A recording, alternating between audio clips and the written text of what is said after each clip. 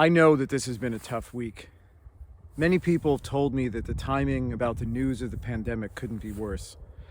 Right as the world was starting to go back to some sense of normalcy, right as many of us headed into winter vacation, the new variant has ripped away the lingering hope, the bit of light that was keeping us moving forward. The feelings are coming back, the anxiety, the fear, and once again we're brought back to the time at the beginning of the pandemic when each day was filled with too much worry and loss. This is a time when we try our best to have faith. Faith in ourselves, faith in science and medicine, faith in the good of other people, and faith in God, godliness, or possibly something beyond us. We want to try to believe that things will be okay, that all of the sadness and separation of the past few years will eventually be memories, and that we'll once again be in a time of what we once saw as normal. Yet a faith in this future is being challenged again and again, when all we have in front of us is, well, a world in which it seems that nothing is certain.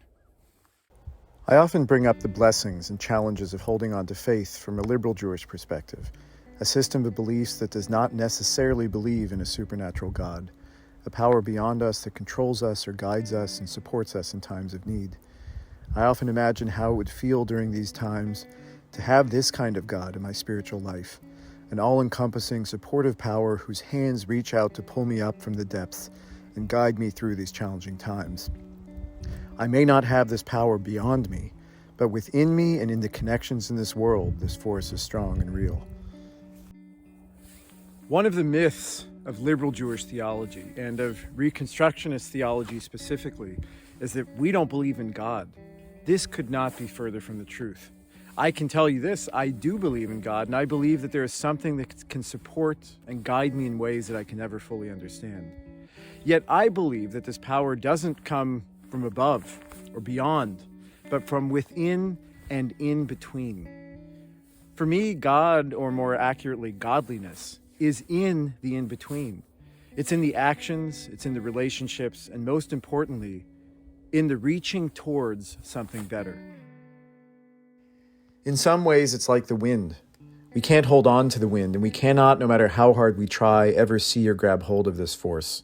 Yet we know it's there, and it's only wind because it connects as it moves from one place to another. And we only sense its power when it touches us, or when it blows through the forest or through the world we've built. This most powerful force that can bring a gentle breeze or destroy a city only exists because it connects.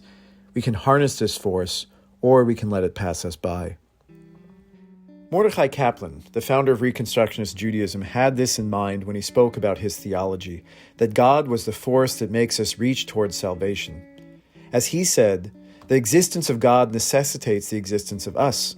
When we reach out with compassion to our neighbors, when we experience love, or when we see beauty in nature or in life, this connection is godliness, this is holiness, and this is the strength that we need to move forward. As Kaplan would say, God is the idea that we can achieve a better reality. God is the force that guides us to a better and more hopeful existence and keeps us affirming the good that we can find in life even during times of challenge. God is the idea that a better world is possible. In this week's Torah portion, Shemot, Moses experiences a bit of this God of hope, or of the in-between, when he first encounters this force at the burning bush. After God, in a sense, introduces God's self and tells Moses that he's been chosen to lead the Jewish people, Moses asks God a question that makes sense because he assumes that God, like the reader of the story, is a being or a personality that can be seen, felt, and believed, or not believed in. He says to God, "What is your name?" But God responds with a bit of spiritual chutzpah and says very clearly, "Wait, Moses, you don't get it. While I may be speaking to you with words, or more literally, while those reading this story may think that I'm a being speaking to you with words, don't be confused.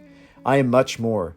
You can't believe in me, you can't bow down to me like an idol. You can only make me real through living life, through connecting with others, and through reaching towards something better." When God says to Moses, "Ehyeh asher ehyeh," I will be what I will be, the vision of the Torah is telling us that God is beyond the thing.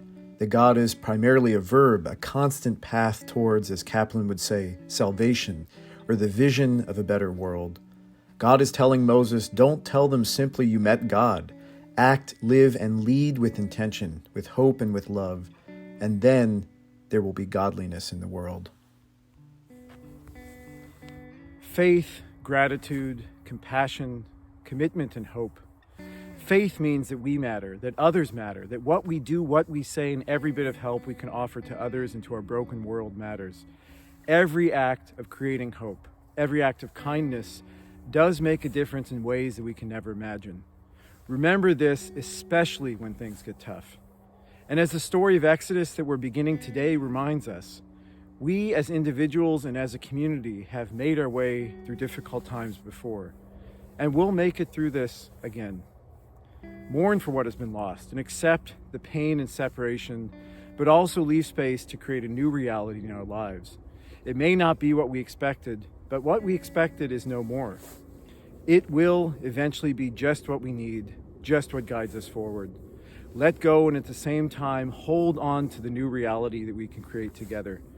In these tough times when hope seems to be dwindling fast, maybe this is just the faith we need to hold on to.